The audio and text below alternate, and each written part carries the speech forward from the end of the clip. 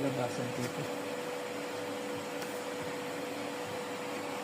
Okay, test natin with 1000 watt na dummy load. Kasi may napapansin kasi ako kung problema pa. Okay, tingnan natin. Ayan o. Kita ba?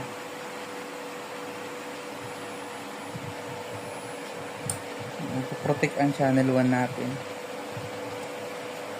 Channel 1. Ayan o. Then, ayan o. Ang channel 1 natin ay dilaw.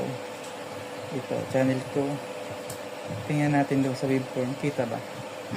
I-off ko nga ang channel 2. Ayun o. Nagkakaproblema sa baba. So, may problema ang stator nito.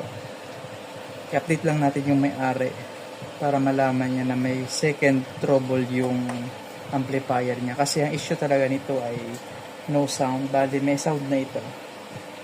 Kasi kung ayaw ipagalaw yung amplifier, hindi natin gagalawin. Respeto natin yung sasabihin. Pero kung ipapa-repair, mas mabuti para isahan lang ang gawa natin. Ngayon kasi ay hindi na tayo nagkapara ayos ng walang go signal na may-ari.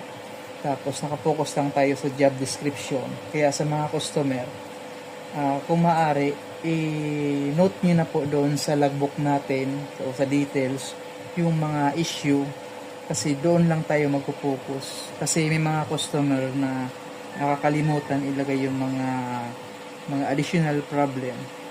Okay? Update lang ay may-ari nito.